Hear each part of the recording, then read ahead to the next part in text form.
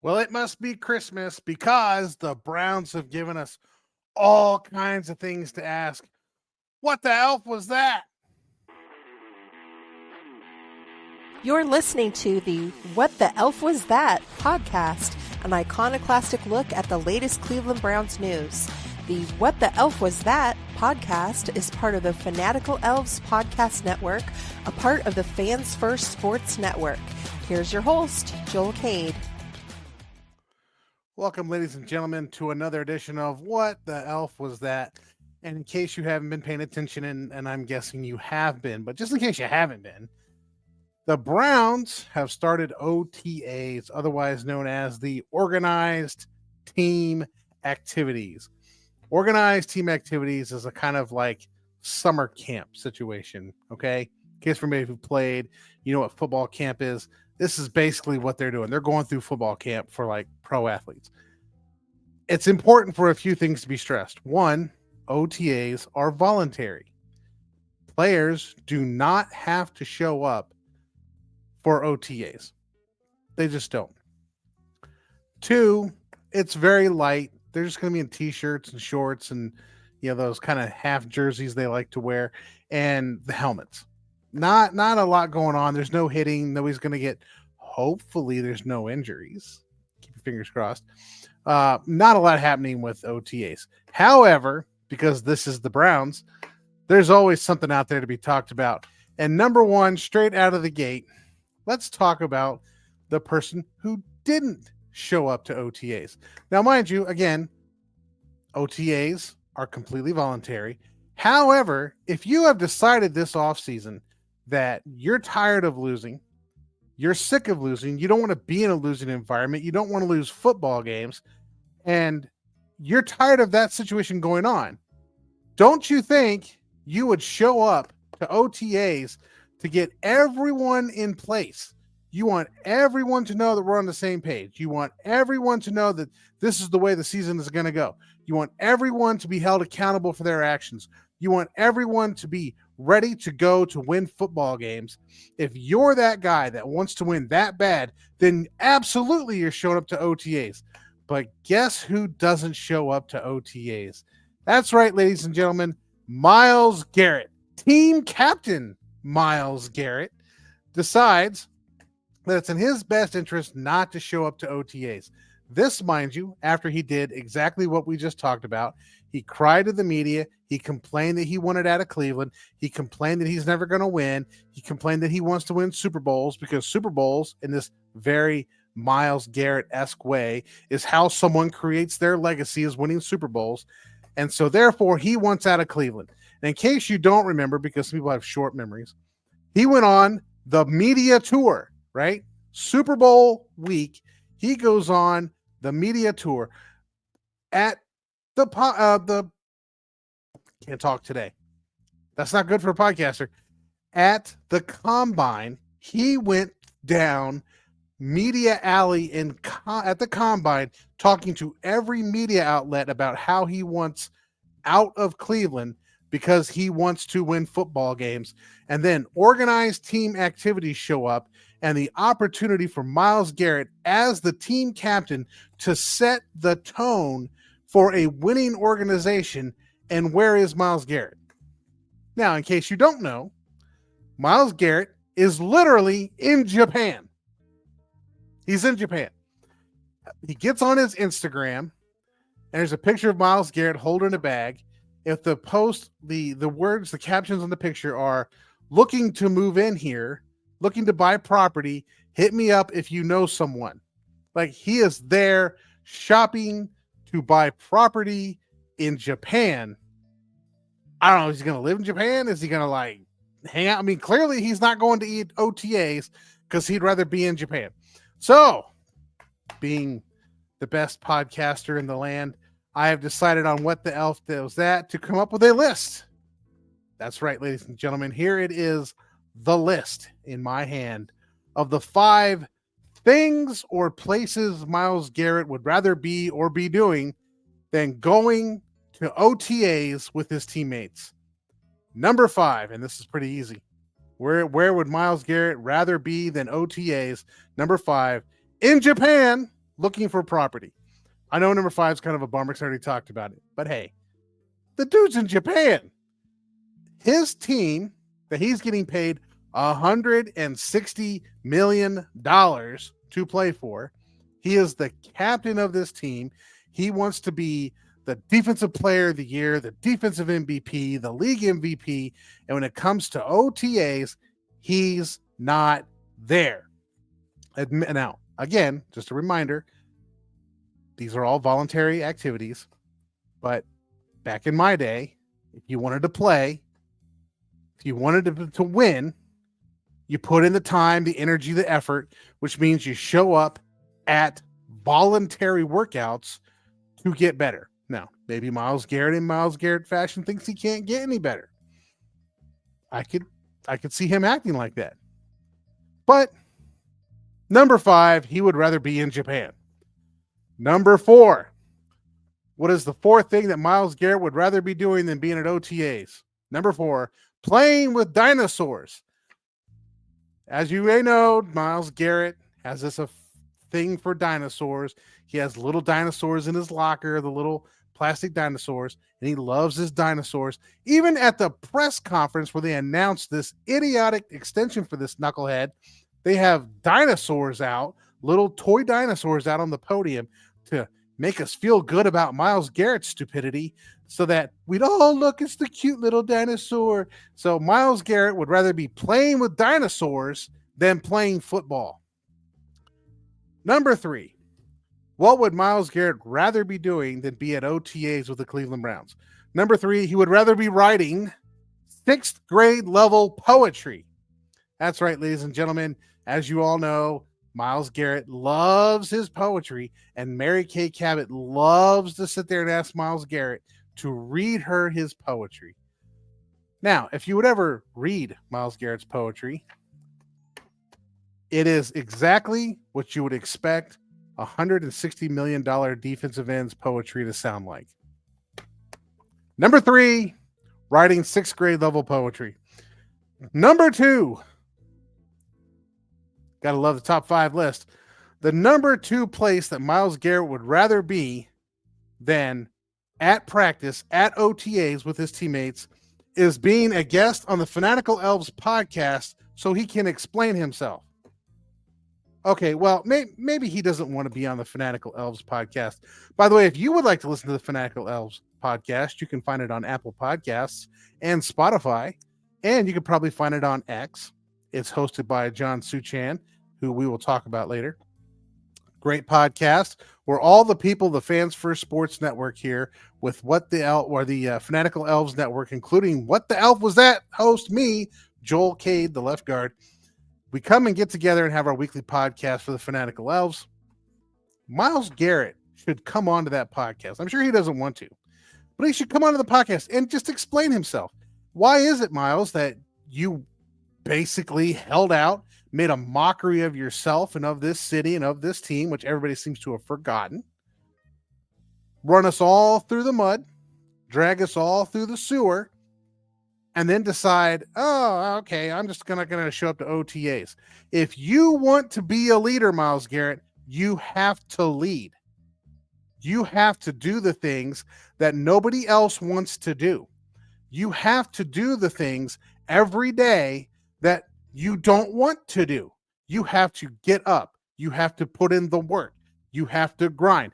But because you have that athletic ability that only you have, you don't think you have to do those things. And then when everybody else sees you not doing them, then they don't do them. And then when they don't do them, the team doesn't put the effort necessary to win football games. But you have claimed that you want to win football games, and yet you're on the other side of the world. Explain that to me. What the elf is that? And last but not least, the number 1 place that Myles Garrett would rather be than at OTAs doing his job that again, they're voluntary. Where would he rather be than OTAs? Anywhere. Number 1, Myles Garrett would rather be anywhere than with the Cleveland Browns, because he told us that. He told us he doesn't want to be there. He acts like he doesn't want to be there, and he doesn't want to be there. He would rather be anywhere than dealing with the Cleveland Browns. So I don't know why we continue to root for this guy or cheer for this guy. Dude's a complete knucklehead. Myles Garrett, come on. Long as that toxic individual is around, all we're going to deal with is toxicity.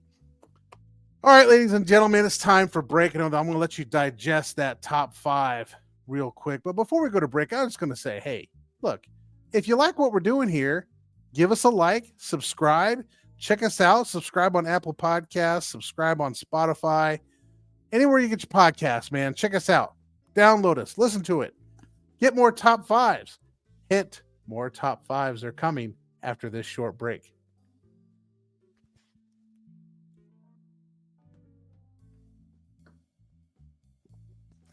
All right, and we're back. We're going to shift gears off the Browns because there's a lot of stupidity out there today on the Browns because it's OTAs and Browns reporters are looking for things to stir the pot to try to, get some clicks and make some money. So we'll talk about them in a minute. But I want to kind of mention on my AFC North notes the dumbest thing I've heard, and I've had people try to explain this to me as intelligent. I still think it's dumb. Today, Joe Burrow, quarterback of the Kentucky Bengals, came out. I'm actually talking about the Cincinnati Bengals. I derisively call them the Kentucky Bengals. Joe Burrow came out today and complained that the Bengals are going to play the Baltimore Ravens in Baltimore, which they do every year. That's not the complaint. In primetime at Baltimore. Now, this upsets Joe Burrow. Why? I don't know. When would he want to play him? 1 o'clock? You're going to be in Baltimore at 1 o'clock? I mean, have you been to Baltimore at 1 o'clock on Sunday? I mean, I have. I know what that's about. I'm sure maybe that's why he's upset, is because if the 1 o'clock crowd is full of like homeless people walking in the middle of the street, people high, fights, people starting trouble. I mean, I guess that's probably exponentially worse at night. There's probably more homeless people, more fights, more drugs, more crime. So I kind of get it. Kind of. That's the only logical explanation I can give for this. This guy is literally complaining that his team is playing in prime time. Reminder for all you Browns fans, the Browns have 0 primetime games this year. None. There are no Browns. There's no Thursday night games. There's no Sunday night games. There's no Monday night games for the Browns. Every single game, except for the one in London, is pretty much going to be Sunday at 1 o'clock. Now, that makes it easy for you to communicate to your spouse, hey, Sunday, 1 o'clock, I'm watching the Browns, and when I'm done crying, we'll come out and have dinner. But Joe Burrow doesn't seem to be happy that his team gets on prime time, that everybody gets to watch him, because they have to play the Ravens on prime time for the 4th straight year in Baltimore on prime time. Okay, Joe.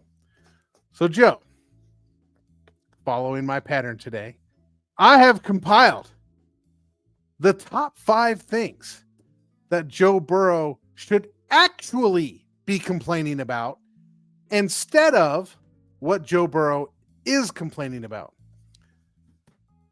Ladies and gentlemen, the top 5 reasons or top 5 things that Joe Burrow should be complaining about instead of what he is complaining about. Number 5, the Bengals defense. Now, those of you who've watched the Bengals, and I've watched the Bengals, I live in Bengals territory. I know what this team's all about. The Bengals defense is not good. They're not good. Teams run up the middle on that defense like no tomorrow. They have Trey Hendrickson, which we'll get to. Sam Hubbard just retired on the other end. The linebacker core is okay. They're secondary. They let them all leave a free agency a couple years ago, and they've been garbage. And the solution they have is to just hire a new defensive coordinator. And they drafted a guy like the most Myles Garrett-esque guy in the draft. And not because he has Myles Garrett's talent, but because he has all the things that makes Myles Garrett a knucklehead without the actual talent in Shamar Stewart. Okay? So the Bengals defense is in a world of hurt. World of hurt. In fact, if their defense had been average, they would have made the playoffs. Easy if they would just been average, but they're not. They're garbage. That's what Joe Burrow should be complaining about. He can go out there and throw the ball all over the yard, have entire games where the team doesn't punt and still lose. If you had a defense, you might win those games. He's not complaining about that. Now he's complaining that he's got to play in Baltimore. Number 4 of things that Joe Burrow should be complaining about is number 4, the shady owners that own the Kentucky Bungles. These are the people that told Ja'Marr Chase that they were going to rework his contract and pay him. They waited an entire year to make that happen. Okay, and Ja'Marr Chase kept quiet, didn't say anything, waited an entire year to happen. 2 years ago, these same owners told Trey Hendrickson, told you we'd come back around to him, that they would rework his contract and extend him. Trey Hendrickson, by the way, led the league in sacks last year and is a real force as a defensive end. He's probably the only really good defensive player they have. Okay, they told him they'd rework his contract. What have they done? Nothing. According to Trey Hendrickson, they don't even talk to him. His agent calls them, says, hey, let's do this contract, and they won't even answer the phone. Okay? Trey Hendrickson, don't blame him. He's getting his early 30s, wants a payday commensurate to the way he performs. Don't blame him. I agree with him. He wants paid, but the Bungles have gone out, and it's going to get to number 3 real quick. The Bungles have gone out and paid their wide receivers and paid their quarterback and has decided in typical Bengal fashion, we're not going to pay our defense. Further, when it comes to this Trey Hendrickson situation, their owner, the daughter of the owner, Mike Brown, I can't think of her name right now, and it's eluding me, came out and said, some people should just be happy with what they have, referring to Trey Hendrickson. And if you think that's insane, the Bengals are the only team. Let's go into number 3 because this makes more sense than number 3. Number 3. The number 3 thing that Joe Burrow should be complaining about are his cheap ass owners. Okay? The Bengals have the cheapest owner on the planet. Okay? Mike Brown, for the longest time, was his own GM in that team and paid himself millions of dollars in bonuses while riding the bare minimum on the salary cap. I could go into this for a while. Used to be a Bengals fan. I'm not for a lot of these reasons. Cheap owners. But let's talk about the 2 things that make these owners cheap. One, let's talk about this T. Higgins contract. So the Bengals went out, okay, and they did sign Ja'Marr Chase. Big contract, took care of Ja'Marr Chase. Probably only because Joe Burrow threatened, you need to get this done, and Joe Burrow's the money ticket in Kentucky, so they need to keep him happy. So they signed Ja'Marr Chase. Then Joe Burrow said, we need to sign T. Higgins. So the Bungles went out and signed T. Higgins. And you think, oh my gosh, they paid 2 receivers. Well, if you take a look at the contract, you'll get one of these. Not so fast, my friend. If you look at T. Higgins' contract, it's only a 2-year guaranteed contract out of 4 years.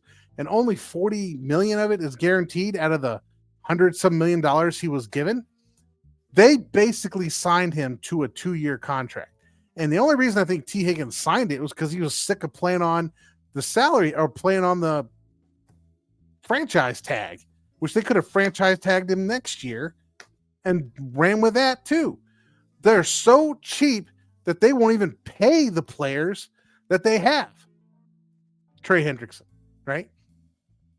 Further, how cheap this team is, the Bengals are the only team that does not cover their players for injury during rookie minicamp.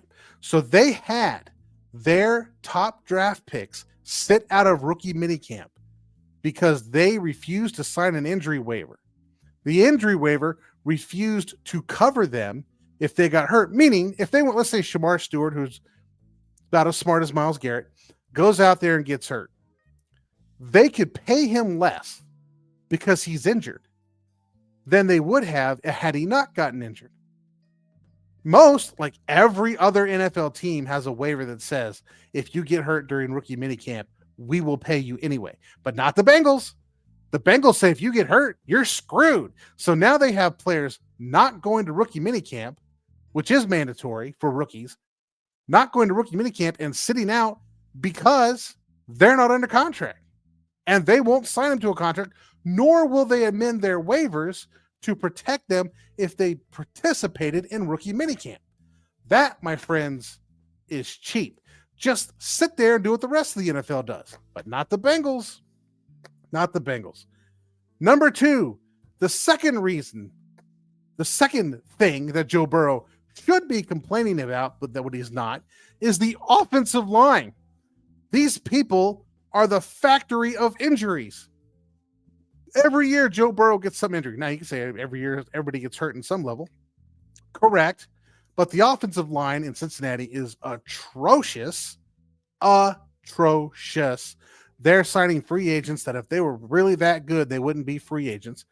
Now, one year they did draft that guy Mims who plays right tackle. I'm glad I'm not a Bengals fan. I mean, I think the Browns are bad. My God, you should be a Bengals fan. Anyway, the number one thing that Joe Burrow should actually be complaining about, other than having to play Baltimore in primetime, boo-hoo, is the fact that he plays for the Kentucky Bengals. Like, that's what he should be upset about. That he got drafted by this crap team with crap owners who don't pay people, who don't care about player injuries, who don't do what is necessary. It wasn't until 3 years ago, 2 seasons ago, that they first get an indoor facility. They were practicing outside across the street in open air practice facilities. If you call it a facility, it's just a field they're out there playing in the middle of January and beginning of January, even through playoffs. They're out there in like cold Kentucky weather, playing out there, practicing to play in a game. Terrible, terrible. So Joe Burrow, you're out there complaining about primetime games in Baltimore. And I get the complaint about Baltimore piece. But like, come on, man. What the hell is that?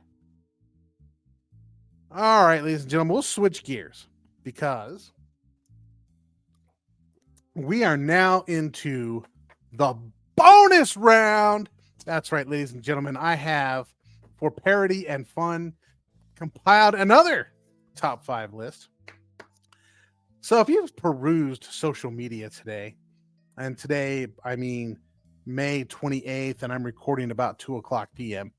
If you have perused social media, you will have noticed that on the first day of OTAs, the Browns media has come out in droves to create drama, stir the pot, get people to pay attention to them, which is their job, but it's also very toxic.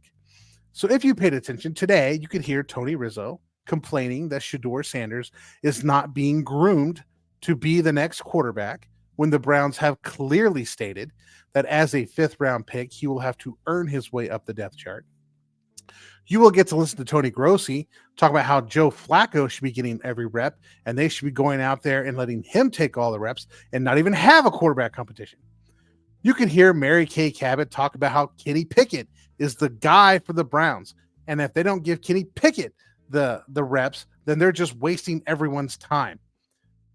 You could also listen to Adam the Bull commenting on Rizzo, commenting on Tony Grossi, commenting on Mary Kay Cabot, because that's part of what he does, is comment on all this, and his stuff is more toxic than the rest of them.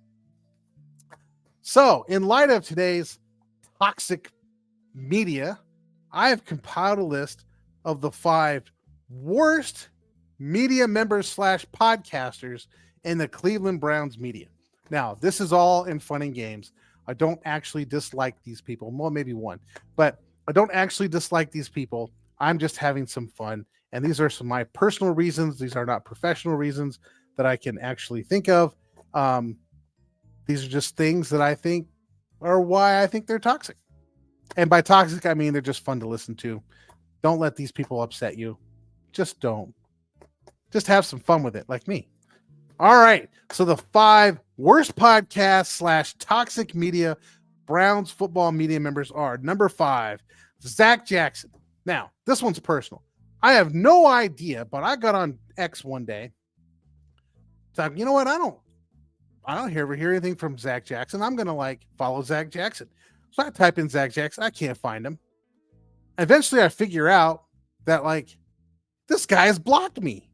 I am blocked by Zach Jackson, and I have no idea why this guy has blocked me. None. I have no idea. I mean, I didn't for a while. I subscribed to The Athletic.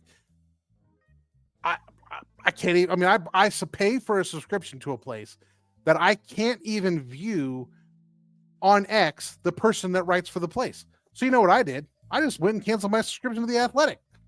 Who cares? There's nothing that's said on The Athletic that doesn't actually filter down. Somebody's going to take a screenshot and text, tweet it out. So what's the difference? So I just canceled my athletic scholarship or my athletic subscription. Why? Why keep doing it when the guy who's the main Browns guy has blocked you for no reason? I have no idea why the guy's blocked me. But apparently, Zach Jackson has some kind of problem with me, probably because he's listened to my podcast and hear that I'm calling him the fifth most toxic person in Browns media, and blocked me. Whatever, Zach Jackson, you're lost. Number 4, Tony Grossi. Now, you could ask, why is Tony Grossi not number 1? And I'm putting Tony Grossi number 4 because the most important reason for me in my life to have Tony Grossi in it is Art Modell. I was in college when the Browns ceased to exist and moved to Baltimore. That cursed man, Art Modell. And if you want to see me flipping off Art Modell's grave, go to my X, follow me on X at the left guard. Right there, pinned at the top, is a picture of me flipping off not flipping off Tony Grossi, flipping off Art Modell. I might flip off Tony Grossi. I don't know, because Tony Grossi's blocked me too. Now, I probably said something stupid to him, but yeah, he blocked me too.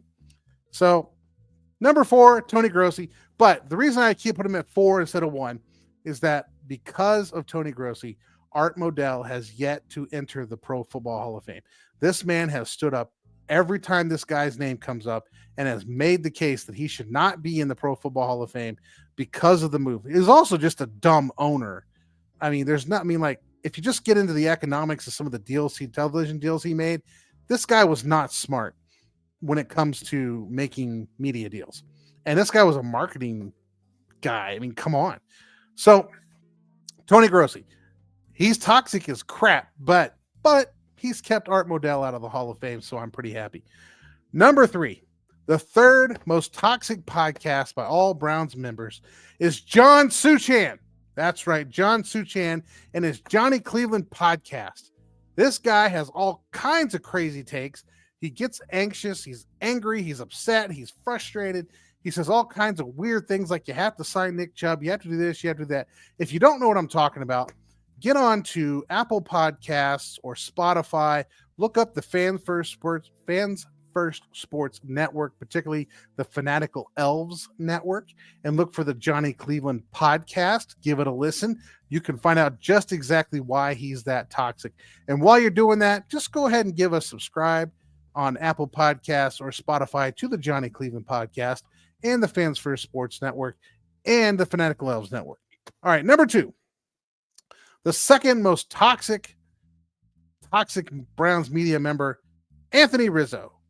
Tony Rizzo. If you guys listen to Tony Rizzo, this guy's got all kinds of crazy takes.